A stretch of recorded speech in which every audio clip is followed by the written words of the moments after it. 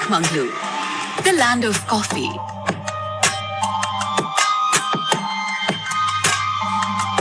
कहते हैं कर्नाटका के वेस्टर्न घाट्स में बसे इस छोटे से शहर चिकमंगलुरु में दुनिया की सबसे बेहतरीन कॉफी मिलती है।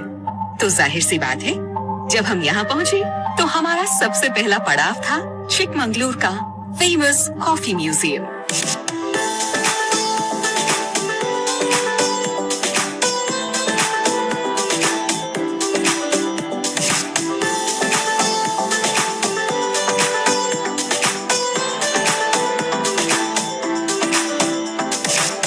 कॉफी के इतिहास की बात करें तो एक नाम है जिसका जिक्र लाजमी है, सूफी संत बाबा बुदन।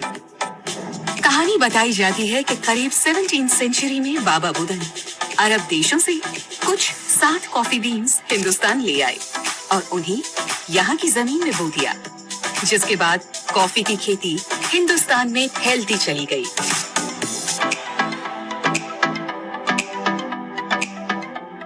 महक कुछ जानी सी, कुछ पहचानी सी, दीवानी है तुम्हें जगाने की, हर दिन जोश दिलाने की, नए रिश्ते बनाने की, उम्र भर का साथ निभाने की। ये कहानी है एक चुस्की से तुम्हें अपना बनाने की। इस कॉफी म्यूजियम में आने के बाद कॉफी के बारे में और करीब से जानने की मेरी उत्सुकता बढ़ती जा रही है, खास तौर पर चिकमंगलुरु अरेबिका कॉफी जो जीआई टैग सर्टिफाइड है। चिकमंगलुरु वो शहर है जहां से हिंदुस्तान में कॉफी का चलन शुरू हुआ।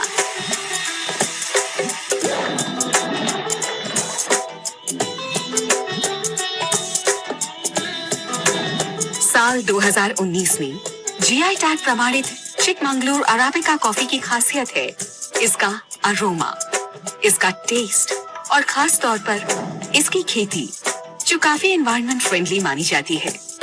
और कॉफी ही यहाँ के अधिकतर स्थानीय लोगों की आय का मुख्य जरिया भी है।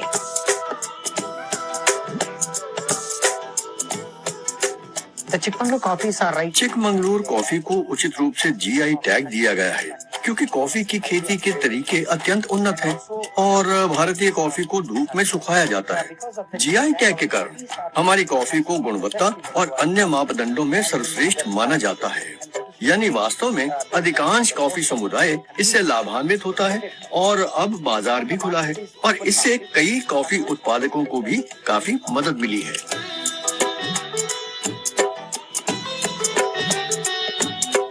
One is aroma of the coffee.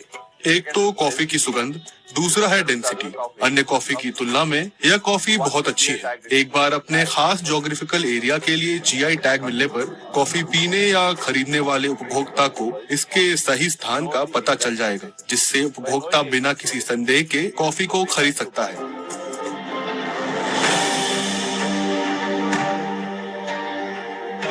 Arabica coffee की खेती हाई ऑल्टीट्यूड एरियाज में समुद्र तल के करीब 2000 से 5000 फीट की ऊंचाई पर की जाती है, जिसके लिए चिकमंगलुरु का मौसम और यहाँ की मिट्टी बेहद उचित मानी जाती है।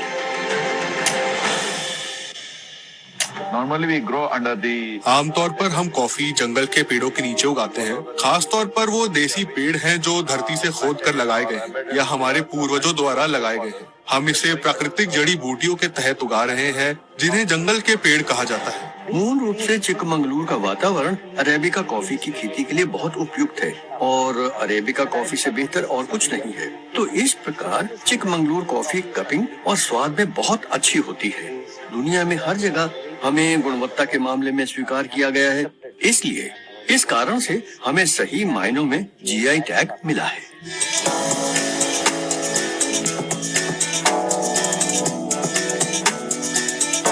कॉफी ट्रीज को बड़ा होने और उनकी पहली कॉफी बीन्स प्रोड्यूस करने के लिए लगभग 5 साल तक लग जाते हैं। कॉफी का हार्वेस्ट सीजन नवंबर से मार्च के बीच होता है, जब इनका आकार लाल रंग के चेरी जैसा हो जाता है। फिर इन्हें तोड़कर प्रोसेसिंग के लिए भेजा जाता है।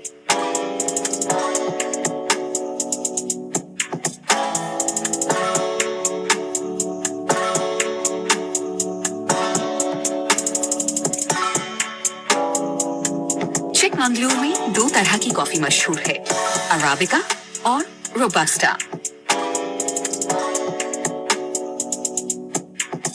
खेतों से निकलकर ये कॉफी के बीज प्रोसेसिंग के लिए फैक्ट्री में जाते हैं, जहां रोबस्टा और अराबिका कॉफी को अलग अलग किया जाता है।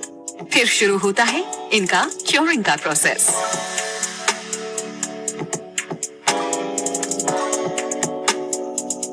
So in the whole supply chain, we are इस पूरे सप्लाई चेन में हम प्रोसेसिंग के दूसरे चरण में आते हैं।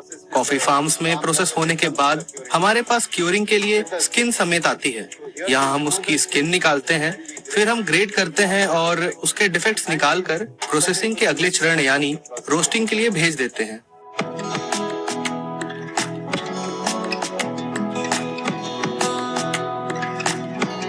कॉफी बीन्स की क्योरिंग के बाद होती है इन कॉफी बीन्स की रोस्टिंग, जहां इन्हें रोस्ट करने के बाद इनका कॉफी पाउडर बनाया जाता है और फिर वहां से इनकी पैकिंग कर इन्हें मार्केट में भेजा जाता है।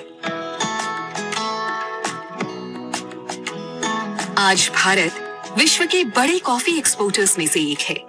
हिंदुस्तान में होने वाले कॉफी उत्पादन का लगभग 70% हिस्सा दुनिया भर के अलग अलग देशों में निर्यात किया जाता है और अब जीआई टैग मिलने के बाद से कॉफी उत्पादकों को इसका फायदा भी मिल रहा है।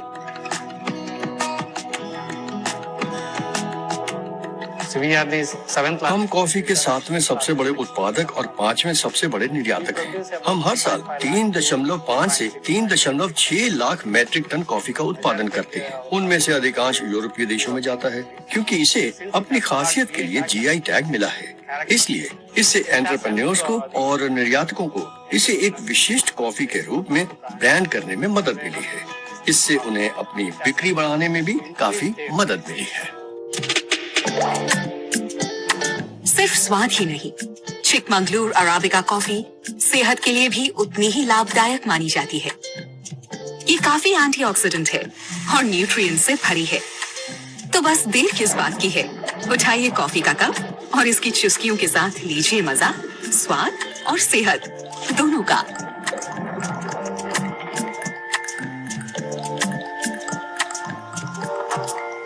एक सफर जिससे जुड़ी ढेरों कहानियां इत्मीनान से उतर जाती हैं जहन में, ठीक उसी तरह जिस तरह चिकमंगलुरु की अरेबिका कॉफी। तो चलिए, कॉफी का सफर यहीं खत्म होता है और जारी रहेगा कहानियों का सफर, वो भी अतुल्य भारत की अमूल्य निधियों के साथ।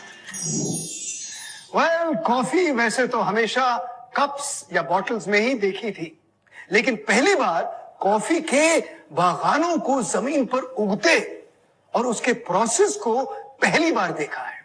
कितने पड़ाव और रास्तों से गुजरकर आपके कप तक ये कॉफी पहुंचती है। भाई कमाल है, बेमिसाल है। आगे और भी कमाल देखेंगे, लेकिन अभी वक्त है एक छोटे से ब्रेक का, और ब्रेक के बाद फिर होगी मुलाकात, क्योंकि पिक्चर अभी बाकी है मेरे दोस्त। Please don't go anywhere. अतुल्य भारत की अमूल्य निधियां।